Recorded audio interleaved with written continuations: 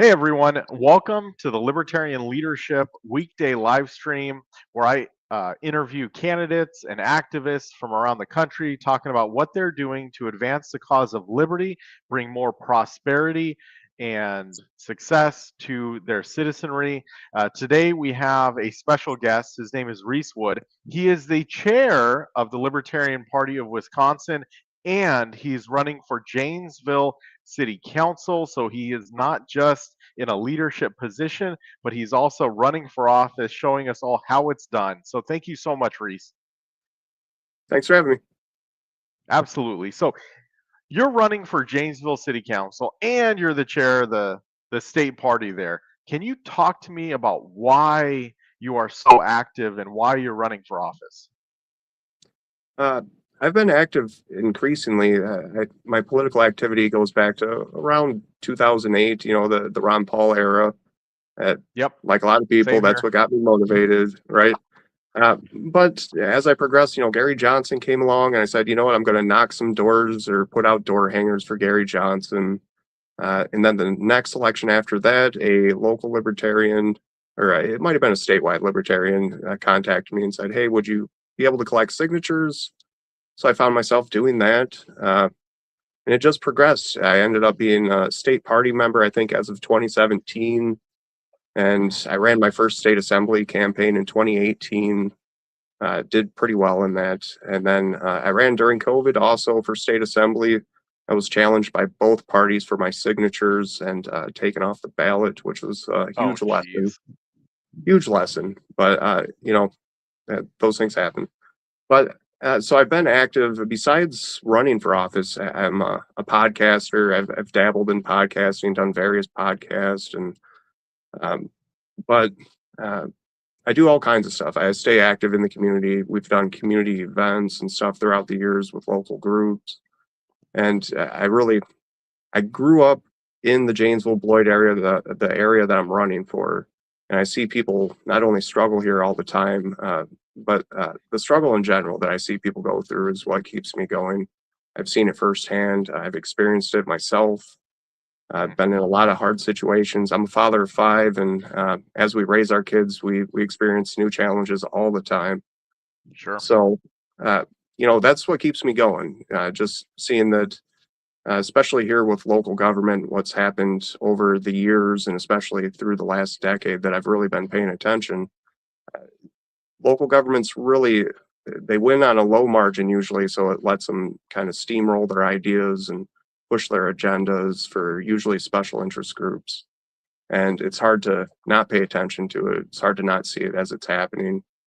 And after so long, it just you want to get in, you want to do something. So that's definitely what brought me to the Libertarian Party. It's a grassroots party. Everyone's a volunteer, at least here in Wisconsin. There's no paid positions. Everybody's just doing what they can when they can, and Yep. it's really inspirational. But that's what keeps me going. That's why I'm politically active. Yeah, so it sounds like you're looking to create a better future for your five kids. Not Definitely. just them, but your neighbors, your friends, your family, people in the community. Are there situations in Janesville that the city council is pushing forward, like increased permitting fees and like just holding business back? Like what's going on there?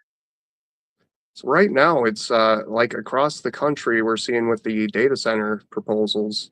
We have one here. We used to Oh, have. I actually live, blocks away from what used to be the former GM site, General Motors, and I think it was for almost 100 years they built cars, and they were the main employer in our area. So our city survived and thrived on that business, and it closed up in 2008. So when those jobs went away, the economy went in a way different direction. People, were kind of left with their hands in their pockets, not knowing what to do. And right now, there's a proposal for a data center to go on that site. And part of the problem is the site has been declared a brown site. So it needs a lot of remediation. And the city recently got this proposal for a data center that we're not getting a lot of details on. In fact, the yeah. council was asked to sign an NDA, which, obviously the public was very outspoken against what really drew me into this race was seeing the response from people on both traditional party sides. You know, we're always saying Democrats or liberals are this way and conservatives are this way, but on this issue, both of them tend to agree, and in mass numbers. There was Yeah. actually a local petition here to bring the issue to a referendum, and what they had to do was collect over 4,000 signatures, and they did that successfully within the last couple weeks. They just turned in those signatures. But that means people, you know, made this a real nonpartisan issue. It brought the community together. And Yeah. for me, you know, I saw that right away. I said, this is out of the norm. You don't get an opportunity like this all the time to say, hey, the community came together. And that's, you know, we're always told by the news that people don't agree on things. We're always divided by what we hear in the media. So when you see unity in real life, that's a time to act. And that's really why I got in this race, not just because of the steamrolling of the agenda for the data center. And there's definitely been a lot of secrecy behind it. The council can't seem to get the information to the public that they want about the development details as they're occurring. So it's become in general just a communication issue. The city council can't communicate what's going on. They're not getting the details. So the public is really upset about it, rightfully so. Yeah. Or they're choosing not to communicate about it. And what I've seen, you know, I've interviewed a lot of candidates and, you know, talked about the data center issues. And what's happening is the data centers use up a ton of water and they use up a ton of electricity. And a lot of times what's happening is they're increasing electrical rates for the citizens and they're giving free electricity to the data centers Mhm. as incentives to move the data centers in. So, Yep, that is correct. Like I said, one of the candidates in this race is the person who collected most of those petitions. What's mhm, unique about this race is there's 5 candidates in addition to the 2 incumbents. So a total of 7, which is the most this city has seen since 2008 when the GM site closed.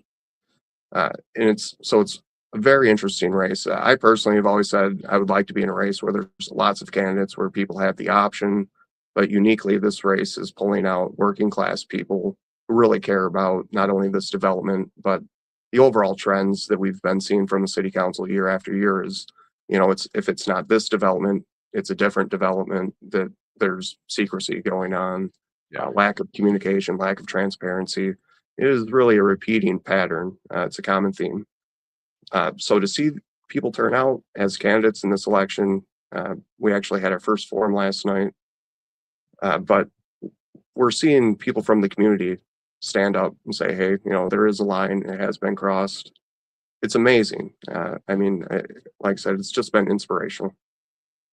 Yeah, that's great to hear. So are the 5 candidates that are going up against the incumbents, are they all against the data center? Are they all like of the same mindset? You know, if you asked our local media, they would say, yeah, all the new candidates are single issue candidates. I recently did a social media post about this because it kind of, you know, gives people the wrong impression. For example, the candidate who collected the over 4,000 signatures, that is a lot of civic engagement right there. Oh yeah. That's getting out and talking to people, knocking doors, organizing.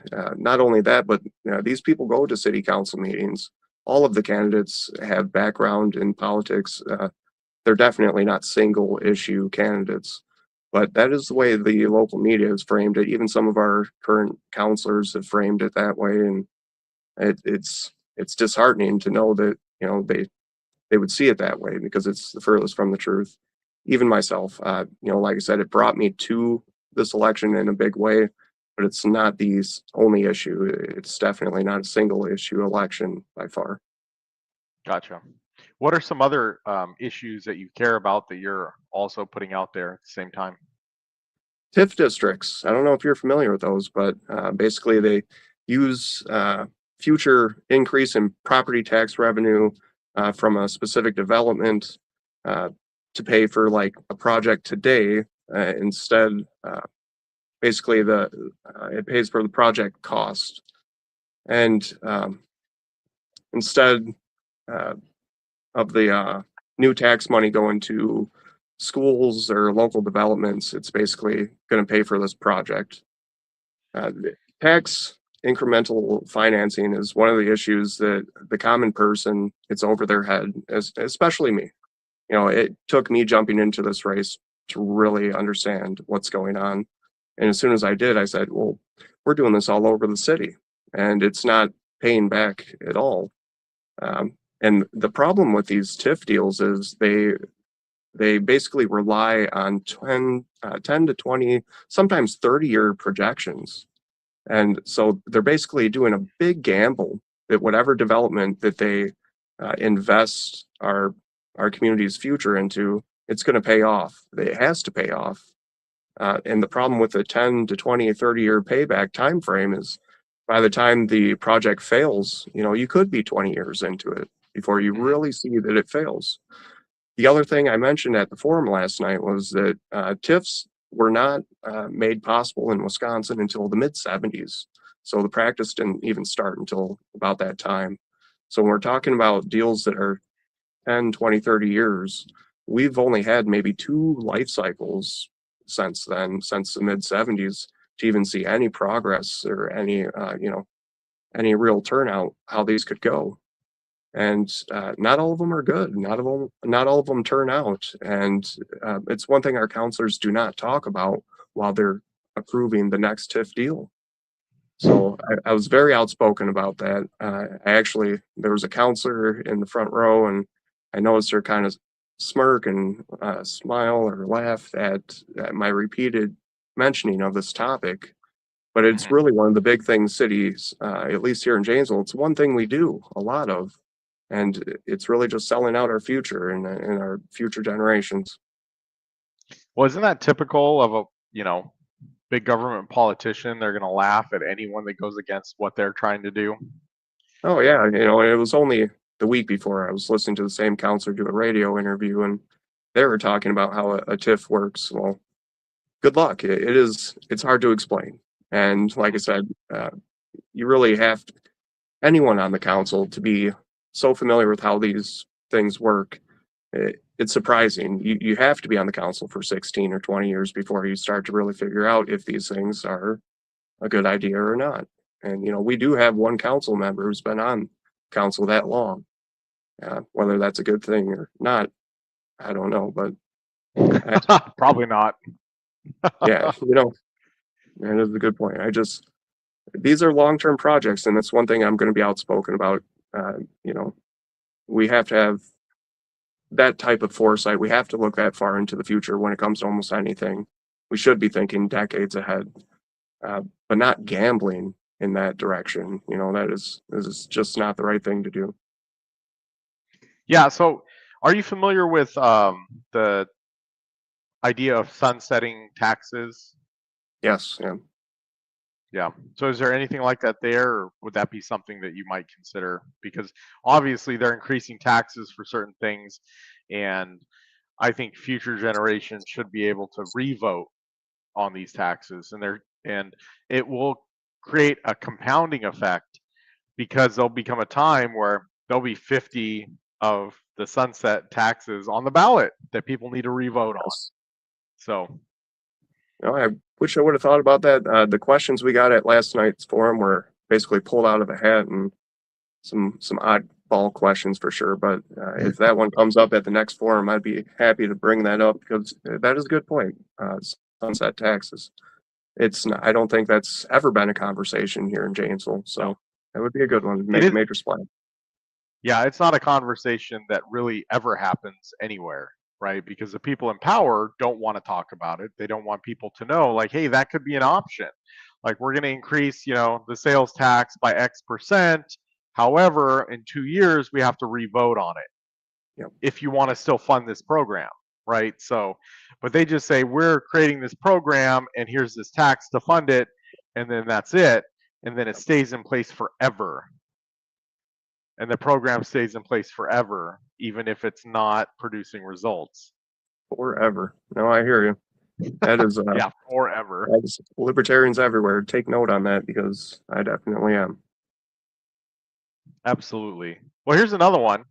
So a lot of libertarians complain about property taxes, which I agree. Which this year I paid, or last year I paid $13,000, and I'm selling two properties right now because I don't want to keep paying the property taxes on it. Um, but one thing is to make property taxes voluntary, right? A lot of people say, "Oh, we got to abolish the property tax," and you get pushback in the community because there's people that want things to Right. be paid for with taxes.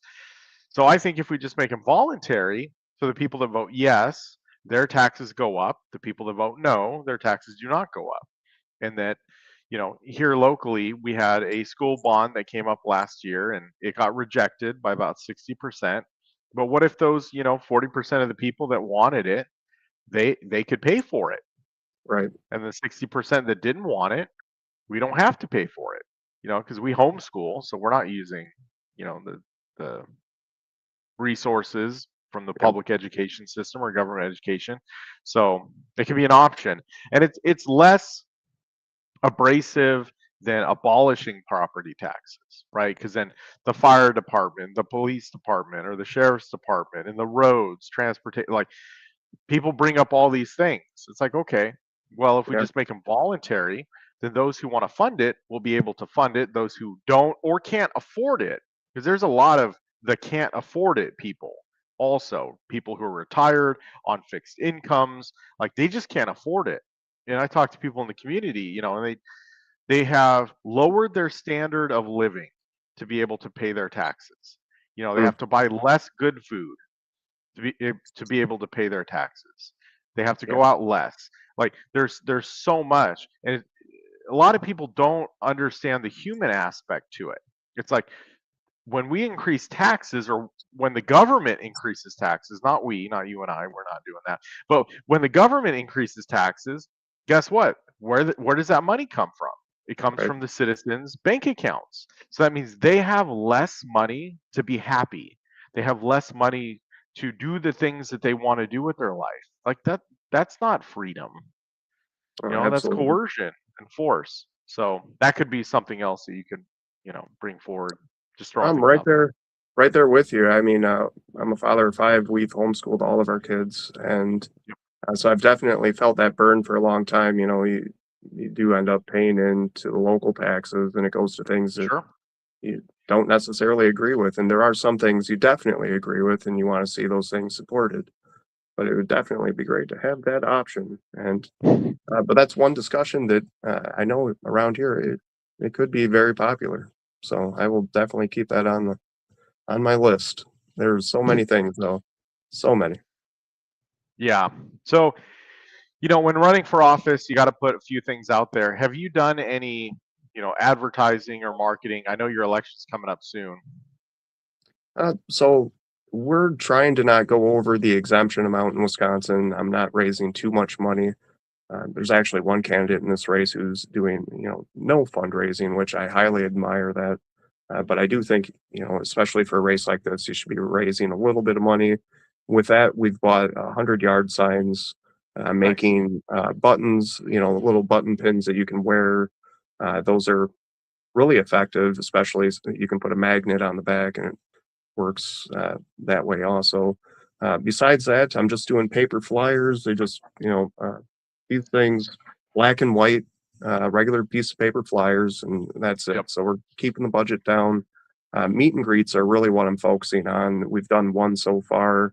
I'm planning another one soon, but that's really not only the plan for hopefully getting elected, doing the meet and greets, but once if I am lucky enough to get into the council, we'd have regular town halls, neighborhood meetings, things that the current council just is not doing. So I'm trying to make that a staple of what I'm doing right now as a candidate also. That's where most of the funds are going. And it's not a high budget thing to hold these meet and greets. It's really Yeah. just putting aside the time and dedicating to it. Um, but I know a lot of the other candidates we're hoping to get, like I said, there's a handful of those candidates in this race. Hopefully, get them all at the meet and greets that I'm holding. I always invite the other candidates. I highly recommend that for other candidates as well. If you can build bridges, definitely do that. Obviously, it's not ideal for every race, but Here in this race, like I said, there's a lot of working class people and just regular people. They're not your seasoned politicians. So, it's nice to be able to work with other people, especially like I said, the meet and greets. You're trying to bring in the community for Mhm. basic, face to face discussion. The things that do not happen at city council. These are things that should be happening very frequently in between council meetings. But you don't see them around here. Every now and then you'll hear about one rock star city councilor that does a lot of civic engagement, but that is not enough. It needs to become the norm.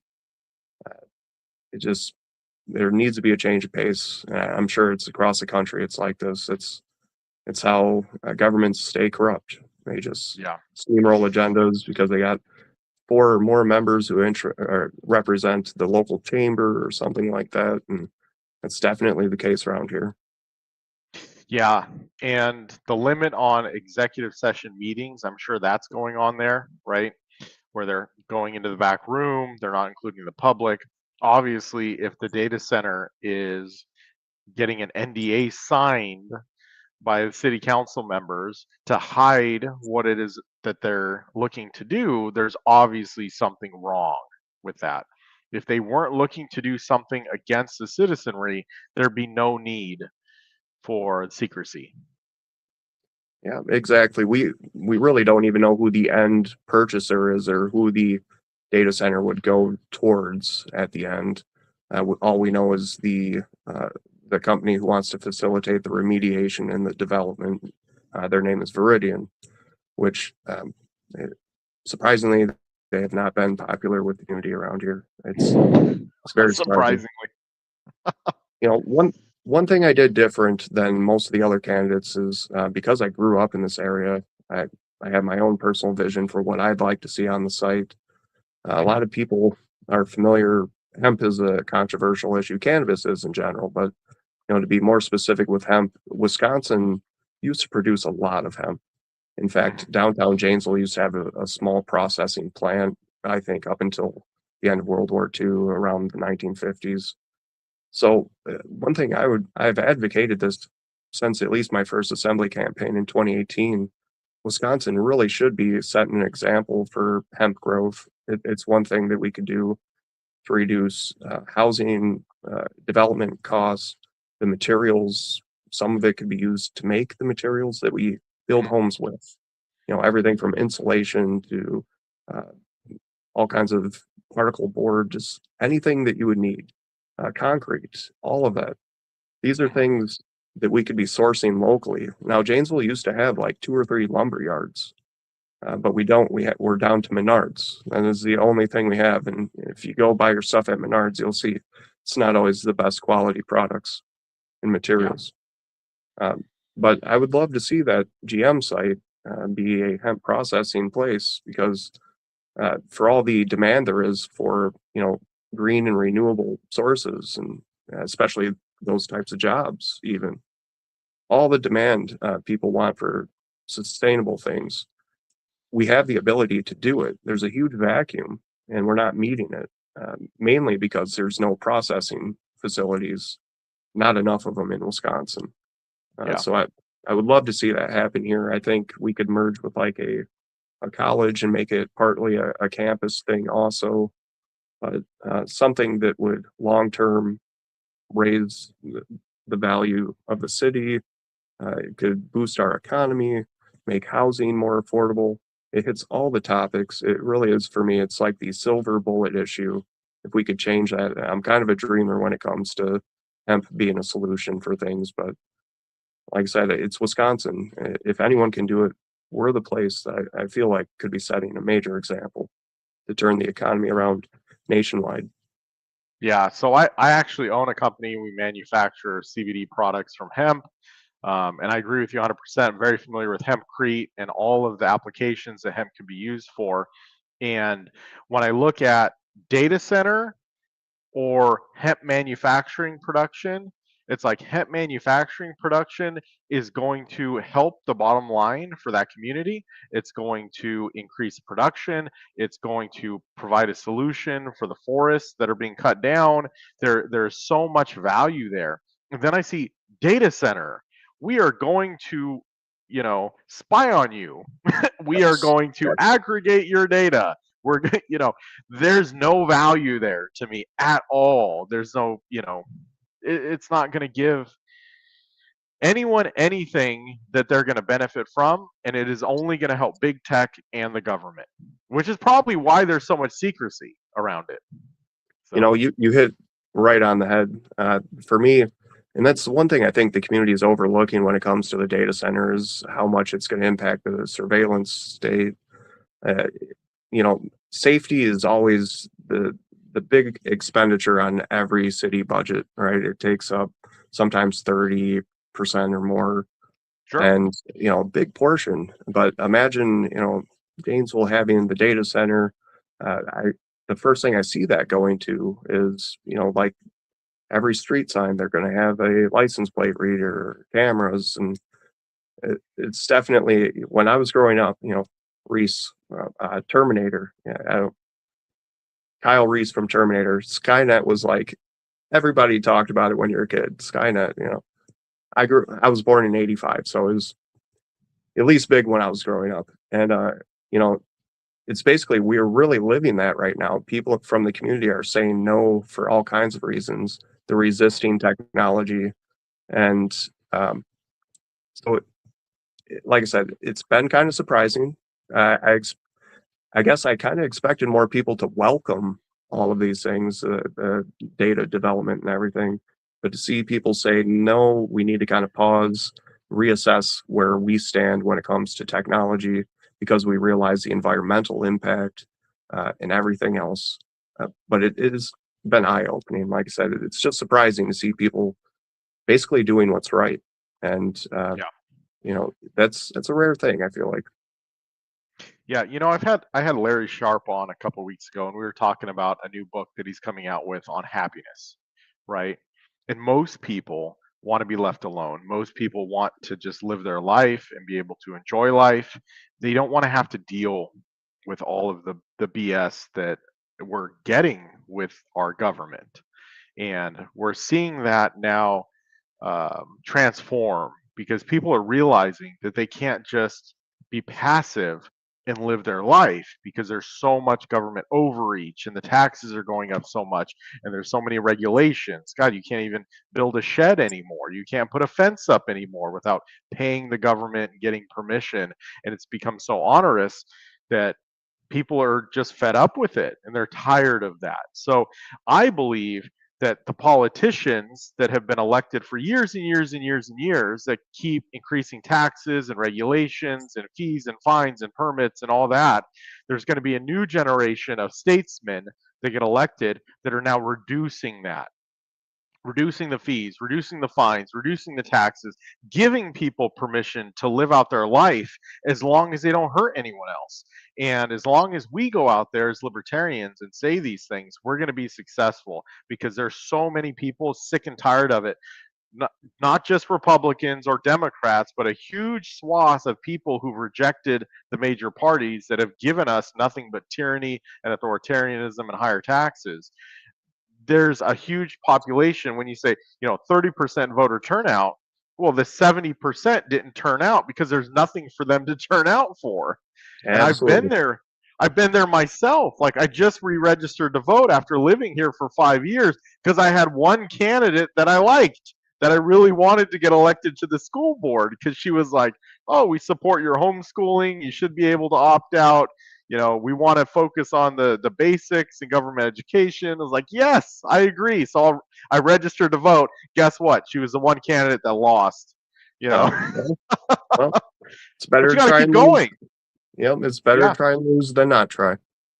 yeah, exactly. You gotta keep going for it, because the ideas that we spread, right? Ron Paul said it best. Now I blanked on it. An idea whose time has come cannot be stopped, or something like that, right? So we have to get these ideas out there, planting the seeds, and because the things that you talk about in your community, that'll spread if it's a good idea.